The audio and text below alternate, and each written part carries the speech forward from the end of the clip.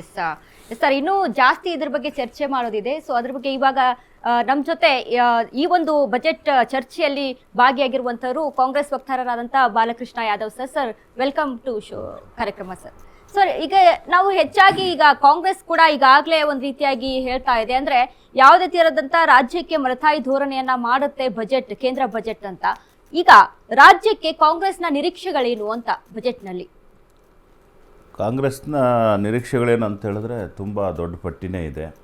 ಯಾಕಂತ ಹೇಳಿದ್ರೆ ಏನು ಕೇಂದ್ರ BJP ಸರ್ಕಾರ ಯಾವ ರೀತಿಯಾಗಿ ಒಂದು ಇವತ್ತು ನಾವು ಒಕ್ಕೂಟ ವ್ಯವಸ್ಥೆಯಲ್ಲಿದ್ದೇವೆ, ಒಕ್ಕೂಟ ವ್ಯವಸ್ಥೆಯಲ್ಲಿ ಇರೋಂಥ ಸಂದರ್ಭದಲ್ಲಿ ಸಹಜವಾಗಿ ಈ ಪ್ರಜಾಪ್ರಭುತ್ವದ ವ್ಯವಸ್ಥೆಯಲ್ಲಿ ರಾಜ್ಯದೊಂದು ಸರ್ಕಾರ, ಕೇಂದ್ರದೊಂದು ಸರ್ಕಾರ ಇದ್ದಾಗ ಸೊ ಅನೇಕ ಬಾರಿ ಈಗೇನು 12 ವರ್ಷಗಳಿಂದ ಆಡಳಿತ ನಡೆಸ್ತಕ್ಕಂಥ ಕೇಂದ್ರ NDA ಸರ್ಕಾರ ಹಲವಾರು ಬಾರಿ ನಮ್ಮ ರಾಜ್ಯಕ್ಕೆ ಅನ್ಯಾಯವನ್ನು ಎಸಗಿದೆ. ಈಗ ಉದಾಹರಣೆಗೆ ನಾವು ಈ ರಾಜ್ಯದಿಂದ ಹೈಯೆಸ್ಟ್ 4ನೇ ರಾಜ್ಯವಾಗಿ ತೆರಿಗೆಯನ್ನು GSTಯನ್ನು ಪಾವತಿ ಮಾಡ್ತಕ್ಕಂಥದ್ದು ಕರ್ನಾಟಕ ಸರ್ಕಾರ. ಆದರೆ ಕರ್ನಾಟಕ ಕಳೆದ ಬಾರಿ ಈಗ ಡ್ರಾಟ್ ಬಂದಂಥ ಸಂದರ್ಭದಲ್ಲಿರ್ಬೋದು, ಅವರು ಹೆಚ್ಚಿನ ನೆರವನ್ನು ನಮ್ಮ ಕರ್ನಾಟಕಕ್ಕೆ ಕೊಡಲಿಲ್ಲ. ಆಮೇಲೆ ನಮ್ಮ GST ಪಾಲಿನ ದುಡ್ಡನ್ನು ನಾವು ತೆಗೆದುಕೊಳ್ಬೇಕಾದ್ರೆ ಸುಪ್ರೀಂ ಕೋರ್ಟ್ಗೆ ಹೋಗಿ ನಾವು ಲೀಗಲ್ ಫೈಟ್ ಮಾಡಿ GST ಹಣವನ್ನು ಕೊಡಲಿಕ್ಕೆ ಡೈರೆಕ್ಷನನ್ನು ಕೊಡಿಸ್ಬೇಕಾಯಿತು. ಸೊ ಮೂರನೇದಾಗಿ ಕರ್ನಾಟಕದಲ್ಲಿ BJPಯ ಅನೇಕ ಸಂಸದರು ಇದ್ದರೂ ಕೂಡ ಯಾರೂ ಕೂಡ ಕೇಂದ್ರ ಸರ್ಕಾರದಲ್ಲಿ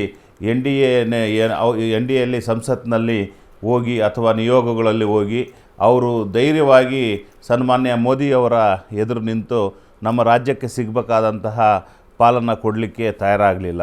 ಜೊತೆಗೆ ಇತ್ತೀಚೆಗೆ ಏನು ಕಬ್ಬು ಗಲಾಟೆ ತಮಗೆಲ್ಲ ಗೊತ್ತಿದೆ. ಸೊ FRB ಫೇಸನ್ನು ಫಿಕ್ಸ್ ಮಾಡೋಂಥ ಸಂದರ್ಭದಲ್ಲಿ ಬೇರೆ ರಾಜ್ಯಗಳಿಗೆ ಒಂದು ರೇಟನ್ನು ಜಾಸ್ತಿ ಫಿಕ್ಸ್ ಮಾಡ್ತಾರೆ, ಬೆಂಬಲ ಬೆಲೆನ. ಸೊ ಆದರೆ ನಮ್ಮ ರಾಜ್ಯಕ್ಕೆ ಇವತ್ತು ಬೆಂಬಲ ಬೆಲೆಯನ್ನು ಕಡಿಮೆ ಫಿಕ್ಸ್ ಮಾಡಿದ್ರು.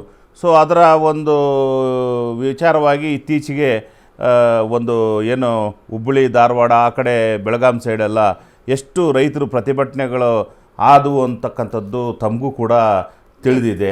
ಸೊ ಅದ್ರ ಜೊತೆಯಲ್ಲಿ ಇವತ್ತು ನಮ್ಮ ರಾಜ್ಯ ನೋಡಿ, ಈಗ ಏನು ಹೇಳ್ತಾ ಇದ್ದರು ಅದು ನ್ಯಾಚುರಲ್ ಆಗೇ ಈ ವ್ಯವಸ್ಥೆಯಲ್ಲಿ ಕೇಂದ್ರ ಸರ್ಕಾರದಿಂದ ಬರುತ್ತೆ ಹಾಗಂತ.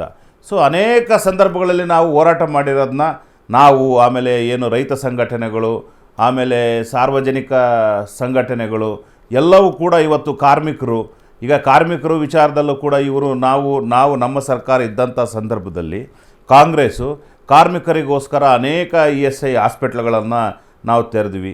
ಸೊ ಇವರು ಎಷ್ಟು ESI ಹಾಸ್ಪಿಟ್ಲ್ಗಳನ್ನು ನಮ್ಮ ಕರ್ನಾಟಕದಲ್ಲಿ ತೆರೆದ್ರು. ನಾವು ಗುಲ್ಬರ್ಗ ಅಂತ ರಾಜ್ಯದಲ್ಲಿ, ಹೈದರಾಬಾದ್ ಕರ್ನಾಟಕ, ಸನ್ಮಾನ್ಯ ನಮ್ಮ ಡಾಕ್ಟರ್ ಮಲ್ಲಿಕಾರ್ಜುನ್ ಖರ್ಗೆ ಸಾಹೇಬರು AICC ಈಗೇನು ಅಧ್ಯಕ್ಷರಿದ್ದಾರೆ, ಆಗ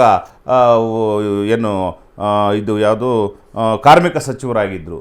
ಸೊ ಅಂಥ ಸಂದರ್ಭದಲ್ಲಿ ಈ ರಾಜ್ಯಕ್ಕೆ ಅನೇಕ ESI ಹಾಸ್ಪಿಟ್ಲ್ಗಳನ್ನು ತೆರೆಯುವುದರ ಮುಖೇನ ಇವತ್ತು ಅನೇಕ ಕಾರ್ಮಿಕ ವರ್ಗದಲ್ಲಿರ್ತಕ್ಕಂಥ ಅವರಿಗೆ, ಅವರ ಫ್ಯಾಮಿಲಿಯವರಿಗೆ ಇವತ್ತು ಆರೋಗ್ಯ ರಕ್ಷಣೆ ಸಿಗೋಂಥದ್ದು ಮಾಡಿದ್ವಿ. ಆದರೆ ಇವರು BJP ಸರ್ಕಾರ ಬಂದ 12 ವರ್ಷದಲ್ಲಿ ಎಷ್ಟು ಕಾರ್ಮಿಕ ಆಸ್ಪತ್ರೆಗಳಿಗೆ ಇವರು ಹಣ ಸಹಾಯವನ್ನು ಅಥವಾ ಧನ ಸಹಾಯವನ್ನು ಮಾಡಿದ್ದಾರೆ. ಇವತ್ತು ಕೇಂದ್ರ ಸರ್ಕಾರ ಪ್ರತಿ ವರ್ಷ ಬಜೆಟ್ ಮಾಡ್ತಕ್ಕಂಥ ಸಂದರ್ಭದಲ್ಲಿ ಈಗ ನೋಡಿ, ಈಗ ಕೃಷ್ಣಾ ನದಿ ವಿಚಾರದಲ್ಲಾಗಿರ್ಬೋದು, ಈಗ ಅಂಥ ಕೃಷ್ಣಾ ನದಿ ಅಣೆಕಟ್ಟುಗಳು ಕಟ್ಟೋದು ಇವೆಲ್ಲನೂ ಕೂಡ ಇವತ್ತು ಮಾಡಿರ್ತಕ್ಕಂಥದ್ದು ಹಿಂದೆ ಕಾಂಗ್ರೆಸ್ ಸರ್ಕಾರ. ಆದರೆ ನಾವು ಕಟ್ಟಿದಂತಹ ಏನು ಅಣೆಕಟ್ಟುಗಳಿಗೆ, ಆ ಯೋಜನೆಗಳಿಗೆ ಇವರು ಇನ್ನೂ ಹೆಚ್ಚಿನದಾಗಿ ಅದಕ್ಕೆ ರಾಷ್ಟ್ರೀಯ ಒಂದು ನದಿ ಸ್ಥಾನಮಾನವನ್ನು ನೀಡಿ ಇವತ್ತು ಆ ಭಾಗದ ಜನರಿಗೆ ಅನುಕೂಲ ಆಗಲಿ ಅನ್ನೋ ಉದ್ದೇಶದಿಂದ ಇವತ್ತು, ಯಾಕಂತ ಹೇಳಿದ್ರೆ ನಮ್ಮ ಸರ್ಕಾರ ಇದ್ದಂಥ ಸಂದರ್ಭದಲ್ಲಿ ಬಡ್ಜೆಟ್ಗಳು ಕಡಿಮೆ ಇರ್ತಾ ಇತ್ತು. ಇವತ್ತು ಅನೇಕ ಸಾರ್ವಜನಿಕ ಉದ್ಯಮಗಳು ಕೂಡ ಕಾಂಗ್ರೆಸ್ ಸರ್ಕಾರ ಇದ್ದಂಥ ಸಂದರ್ಭದಲ್ಲಿ ಕಡಿಮೆ ಇರ್ತಾ ಇತ್ತು.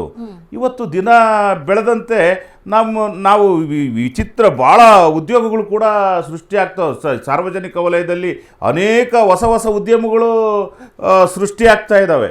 ಇವತ್ತು ಒಂದು ಥರ ಇಲ್ಲ. ಇವತ್ತು ಸಾಫ್ಟ್ವೇರ್ ಉದ್ಯಮ ಇದೆ, ಇವತ್ತು ಬೇರೆ ಫ್ಯಾಕ್ಟ್ರೀಸ್ ಎಲ್ಲ ಇದ್ದಾವೆ, ಇಂಡಸ್ಟ್ರೀಸ್ ಇದ್ದಾವೆ, ಇವತ್ತು ರಿಯಲ್ ಎಸ್ಟೇಟ್ ಉದ್ಯಮ ಇದೆ.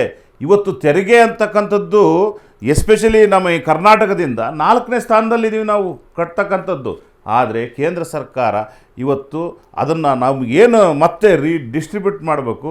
ಸೊ ಅಂಥ ಸಂದರ್ಭದಲ್ಲಿ ಕೇವಲ ಬಡ್ಜೆಟ್ನಲ್ಲಿ ಮಾತ್ರ ತೋರಿಸ್ತದೆ, ಸೊ ಅಧಿಕೃತವಾಗಿ ಒಂದು ಬಿಡೋದಿಲ್ಲ. ಉದಾಹರಣೆಗೆ ಈಗ ನೋಡಿ, ಚಿತ್ರದುರ್ಗ ಮತ್ತು ಈ ಕಡೆ ಎಲ್ಲ ಭಾಗಗಳಿಗೆ ನೀರಿನ ವಿಚಾರದಾಗೆ ಲಾಸ್ಟು 2 ಬಾರಿ ಹಿಂದಿನ ಕೂಡ 5,300 ಕೋಟಿ ರೂಪಾಯಿ ಅಂತ ಬಡ್ಜೆಟ್ನಲ್ಲಿ ಅನೌನ್ಸ್ ಮಾಡಿದ್ರು. ಆದರೆ ಅದು ಅಕ್ಷರಶಃ ಪಾಲಿಸಿಲ್ಲ. ಇವತ್ತಿಗೂ ಅದನ್ನೆಲ್ಲ ನಾವು ಹೋಗಿ ಚೆಕ್ ಮಾಡಿ ನೀವು ಬೇಕಾದರೆ, ಅದು 5,300 ಕೋಟಿ ಅದು ಎಲ್ಲೋಯ್ತು ಅಂತಲೇ ಗೊತ್ತಿಲ್ಲ, ಅದ್ರ ಕೆಲಸನೇ ಬರಲಿಲ್ಲ. ಸೊ ಅಂದರೆ ಇದು ಕೇವಲ ಬಡ್ಜೆಟ್ಟು ಕೇಂದ್ರ ಸರ್ಕಾರದವರು ಯಾವ ರೀತಿ ಮಾಡ್ತಾರೆ ಅಂತ ಹೇಳಿದ್ರೆ,